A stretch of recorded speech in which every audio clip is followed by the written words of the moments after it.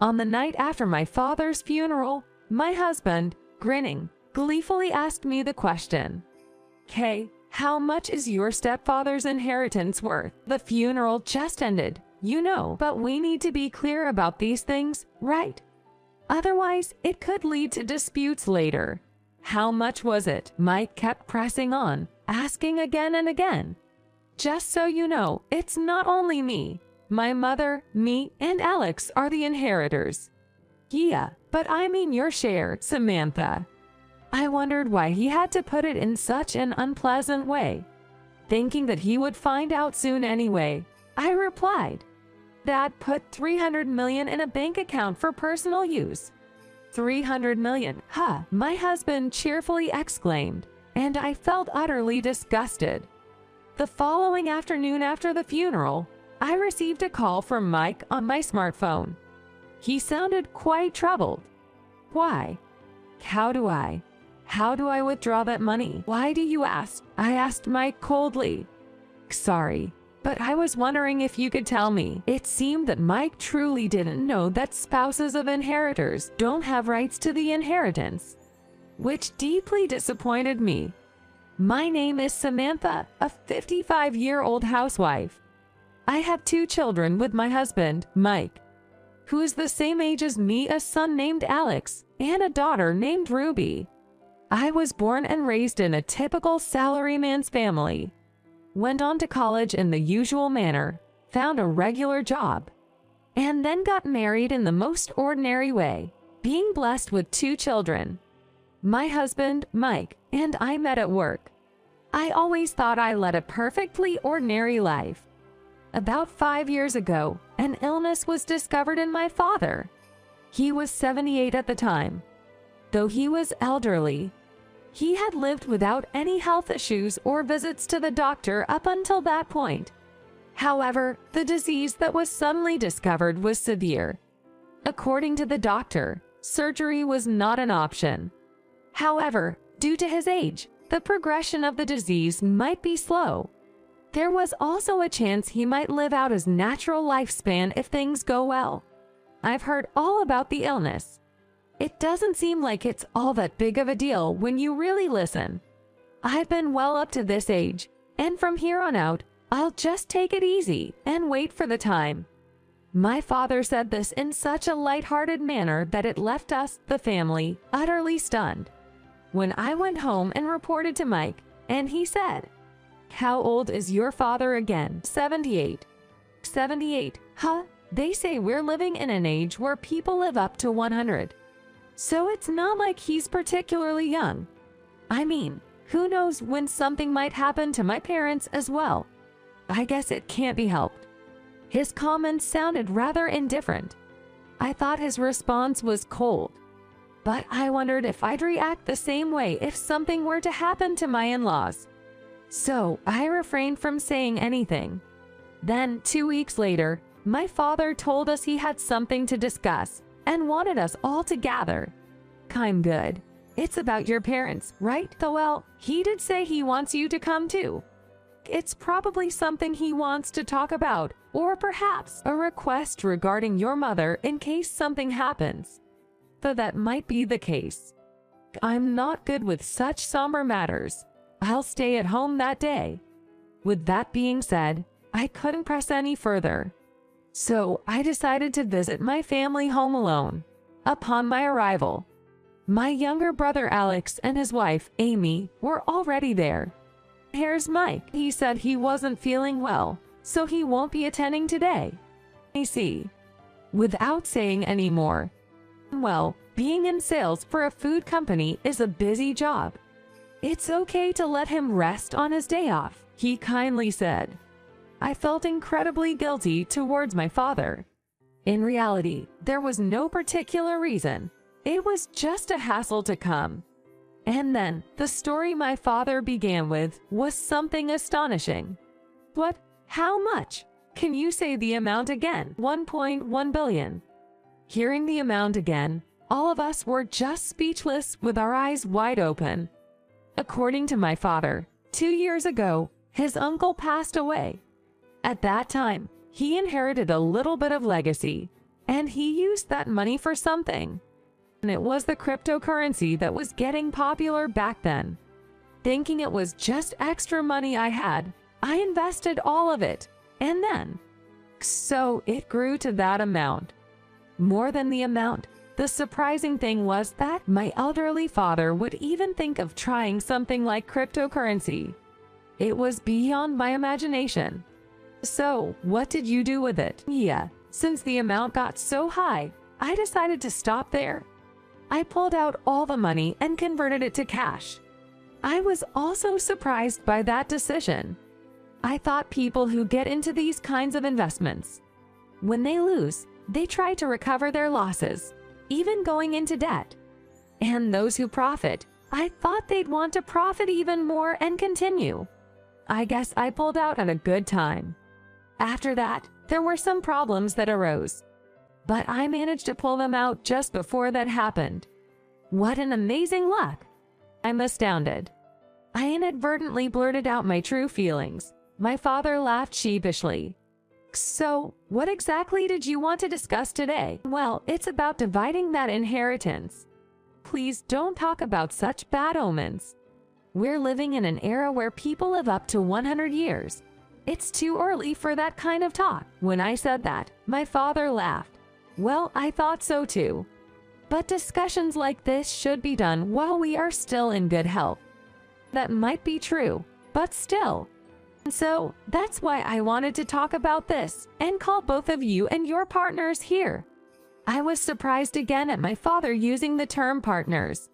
If something happens to me and suddenly such an amount of money comes before you, you might take the wrong path. Besides, you might not know how to discuss it with your partners, right? Alex and Amy exchanged troubled looks. So, I want you to be mentally prepared and think about how you'll use the money after you receive it. Wait, you're saying this after you put all of your granduncle's inheritance into cryptocurrency? Yes, that's right. Everyone burst into laughter at Alex's words. In my case, I was just really lucky, knowing that. I want you all to handle it properly. That's why I decided to have this discussion. I fully understood my father's feelings. My brother, his wife, and I promised to do so. We dined with our parents and then decided to head home. Wait, inheritance. Was it such a good deal? I should have gone too. When I returned home and briefly explained the situation to Mike, he said that, surprised. That's rude. Calling inheritance a good deal. Well, isn't it? And it's quite a lot of money, right? How much do we get? I frowned at James' way of phrasing. I don't want to say. Hey, we're a married couple. We shouldn't have secrets. If you wanted to know, you should have come with me, right? Well, I was tired because of work. Besides, I didn't expect it to be such a good story. Good story. I unintentionally banged the table loudly.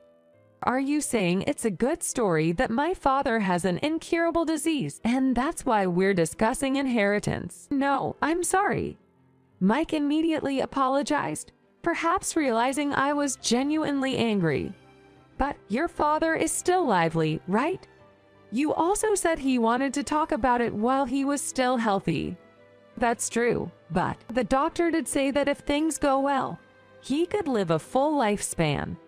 So, wasn't this a good opportunity for discussion? I thought he might have a point.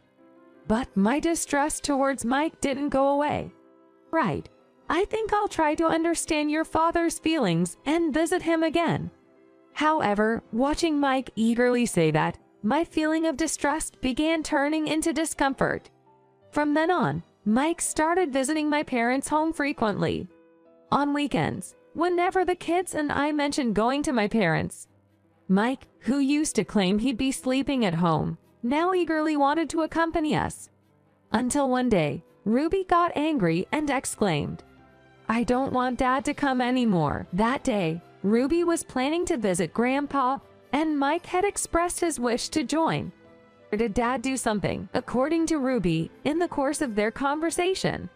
Mike casually asked my father about the exact amount of the inheritance. And when my father responded, "Well, let's not get into that," Mike retorted with, but it seems like a substantial amount, right? I'd like to know too.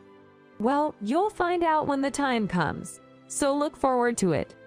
After saying that, Mom, what do you think he said? He said, I'm looking forward to that time, laughing. I can't believe he actually said that. Ruby had tears in her eyes, looking frustrated. I was at a loss for words. When I got angry about what he said, Grandma defended him, saying that Dad is an honest person. But that's not honesty, it's just rude. Just like my mother said, Mike is, in a way, an honest person. He says out loud whatever he thinks. He can't say things that are opposite to his feelings. He's a straightforward and good person. I used to think of him that way and like that part of him when we were young. However, as we spend our lives together, I realize that not everything has only a good side. I'm the kind of person who can't keep secrets. They say honesty leads to loss, but if that's okay with you, I want us to be together. Those were Mike's words when he proposed. Unwittingly, I was touched back then. But that was just because he was insensitive and could hurt others. It wasn't that he was at a loss, but rather he was becoming disliked. I gradually realized that, but by the time I did, it was already too late. Don't let Dad near Grandpa anymore. I feel sorry for Grandpa. Hearing Ruby's tearful appeal, I felt the same way. Thus, deliberately, Mike only visited my parents' house on weekdays from then on. As time passed, our son and daughter, and also Alex's 2 daughters, got married one after another. I've witnessed all of my grandchildren's weddings. I have no more regrets. My father said that with joy. He lived fighting for 5 more years, and then he passed away. He was 83 years old. I had been prepared for 5 years before, but it was still a painful and sad goodbye. Hey, how much is your father-in-law's inheritance? That night, after my father's funeral, my husband Mike asked me that, grinning and laughing. The funeral just ended, you know, but if we don't clear up things like this now, it could lead to disputes later on. So, how much was it? Mike kept asking persistently again and again. Just so you know, it's not just me. Mom, me, and Alex are the 3 inheritors. Yay, I'm asking about your share, Samantha. What a distasteful way to phrase it.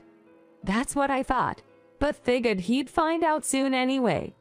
Dad, set aside $300 million for me. $300 million, huh? My husband gleefully responded, making me feel deeply uncomfortable. The funeral ended smoothly.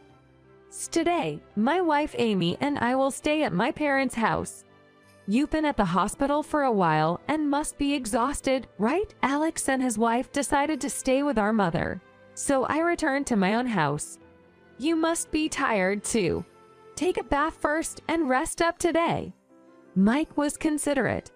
Really, thank you. I'll rest first then. I left the cleaning to Mike and decided to go to bed early. The next morning, something happened. What is this? On the living room table, there was a single piece of paper. The divorce papers? Huh, it was a divorce document that Mike had signed and stamped. Which means, probably. I checked the bag I brought back yesterday and sighed. I knew it. The bank book with the $300 million that my father had left for me, along with the seal kept with it, was missing. Surely, Mike must have taken it. I had a feeling. Still, in the end, I wanted to trust the partner I had been with for many years. That's why I deliberately left everything to Alex and went to sleep first. How pathetic. I gave him one last chance. It was Mike who took advantage of that opportunity. I have no more compassion to give. I looked at the clock, and it was still 7 a.m. I finished my morning routine, waited for the right time, and started making moves. In the afternoon of the day after the funeral, I received a call on my smartphone from Mike. His voice sounded quite distressed. Hello, what do you want? Come, about that bank book. What about it? Surprised you couldn't withdraw the money, I coldly asked Mike. He is simple-minded. I intentionally left the bank book with a seal. I knew he would think that he could withdraw money using that seal. But that seal was a decoy.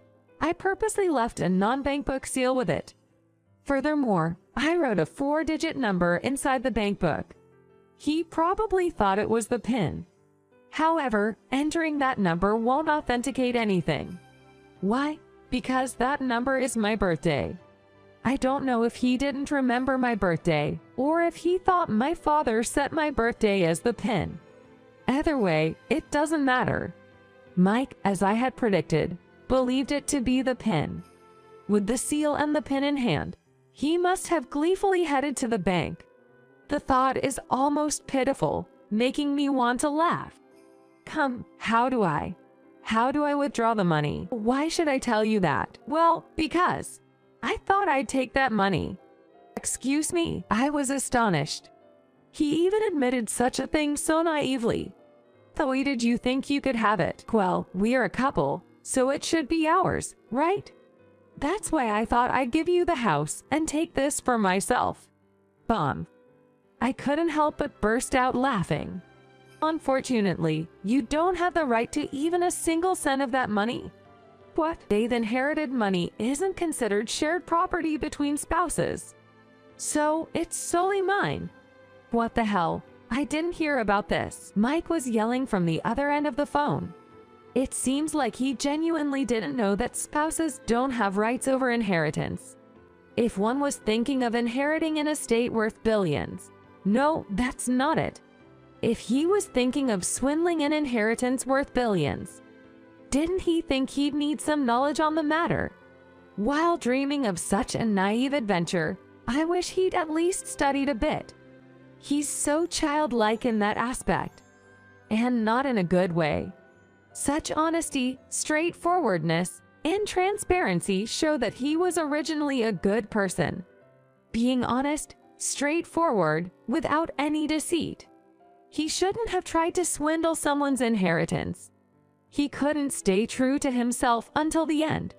That feels like the reason for Mike's downfall. As I listened to Mike yelling from the other end, I pondered these thoughts. Such a pitiable man. Key, are you listening? If you can hear me, say something. Hey, as I was lost in my thoughts, Mike, growing impatient with the lack of response, said with irritation, Ace, I'm listening. What were you saying? Key, were you always like this? We're married, aren't we? At least give me half, right? Please? Well, not half. Even 1/3 is okay. That's 100 million. I'll settle for 100 million. Isn't that fair enough? Mike pleaded in a pathetic voice. Why should I have to share the inheritance I received from my dear father with a husband I've left? What? I've submitted the divorce papers you left behind. We're strangers now. When I informed him of this, Mike seemed frozen on the other end of the line. You think you can just decide that on your own? Though what's so arbitrary about it? You signed and stamped it and left it behind. I just filled out my part and submitted it. Is there a problem? There is. A big problem. You shouldn't be submitting divorce papers just because you feel like it. I don't know where he is, but I wish he wouldn't shout such embarrassing things so loudly. It wasn't arbitrary. As I said before, we both agreed and signed the papers with the intention of getting a divorce. This is absurd. Who's being absurd here? In any case, could you come back? We need to discuss property division and other matters. So, you're going to share the inheritance. No. Upon hearing Mike's overly excited voice, I couldn't help but shout back in frustration. It's for the property division because of the divorce. It's about dividing this house, the shared assets you've spent, and everything else we own as a couple. Hearing this, Mike fell silent. I know about how you've been secretly spending our savings. Indeed, Mike had been stealthily withdrawing money from their savings account, which they had set aside for their retirement, for quite some time. I knew, but acted as if I didn't. About 5 years ago, around the time I heard about my father's inheritance, Mike changed. He started spending money freely. He took trips with his in-laws, and often treated his colleagues lavishly. Each individual expense wasn't significant, but it seemed like he had removed the internal spending limiter he had set for himself. He bought whatever he desired and traveled wherever he wished, possibly due to his generous behavior. Even colleagues who once found him annoying began taking advantage of his generosity. Whether this made him happy or not, he continued his reckless spending spree. Whenever he was short on cash, he shamelessly withdrew from their joint account. He probably thought that once my father's inheritance was deposited, such petty expenses wouldn't matter. But that money was what I had been carefully saving for our retirement. His inability to appreciate the hard work that went into that savings and seeing it as just numbers made me nauseous. For the past 5 years, Mike had been living his days to the fullest, following his desires. With eyes sparkling, just like a child, his childish spending disillusioned me. I felt it would have been better if he'd just spent it on some woman. If you don't come back, I'll report to the police that our bank book and seal were stolen. Goodbye. After saying just that, I hung up the phone and even switched it off. Afterward, Mike obediently returned home. And in front of our children, he complied with the property division. Or rather, I made him comply. Mike apparently planned to retire early with my father's inheritance and travel the world. While dreaming big is free, I wanted him to achieve that with his own efforts. To realize his dream, Mike had submitted his resignation at his company. Although it was accepted and he received his severance pay, unfortunately for him, he couldn't receive the full amount. That's only natural, because he quit his job on a whim and without any proper notice. Furthermore, that amount was also subject to property division, so he couldn't even get all of it. Out of kindness, I decided to buy the house we were living in. Of course, I only paid half of its market value, equivalent to Mike's share. We had already finished paying off the mortgage, so all I had to do was hand over the money and change the ownership to complete the purchase. After deducting the amount Mike spent from our shared assets and taking half of his severance pay, he was left with hardly any money. Far from early retirement, he would now have to find another job just to support himself. Mike pleaded with tears in his eyes for another chance, but I had no intention of giving in. For these past 5 years, he had been eagerly awaiting the inheritance. He joyfully made all sorts of plans for that day, lining the bookshelf with travel books about voyages around the world. If he were a young boy, I might have fondly watched over such dreams. But these dreams were built upon the day my father would pass away, hollow dreams. I had no intention of hiding how I felt about that. I can't imagine spending the rest of my life with someone who was eagerly counting down to such a day. All of this was brought about by Mike's own actions. For the rest of his life, I hope he finds new dreams to pursue. Dreams that don't involve me, just like before. We then divorced, and I sold the house we had lived in for so long. I did have some sentimental attachment to the house, but considering the possibility of Mike lurking around, I decided to sell it. I also had my mother and children relocate. You never know when Mike might come around seeking help. As a minimal line of communication, he only has our son Tim's phone number. Occasionally, he calls Tim in tears, but Goro just listens and hangs up. Tim requested a transfer at his company and now lives in a provincial city, making it nearly impossible for Mike to reach out to him for support. As for Ruby, her husband had always been self-employed and could work from anywhere, so they moved to a place they had always been interested in. Meanwhile, my mother and I bought a house near my daughter's family. Now, we occasionally take care of my granddaughter and my mother's great-granddaughter and lead a peaceful life. Speaking of the world trip Mike had always dreamt of, there's nothing stopping me from going, right? When I mentioned the idea of traveling, my mother said she wanted to go too. Perhaps the two of us could take a leisurely cruise together. Of course, we would bring a photo of my father with us, living a rich and fulfilling life in semi-retirement, for teaching me the possibility of such a wonderful future. I guess I have to be grateful to Mike for at least that.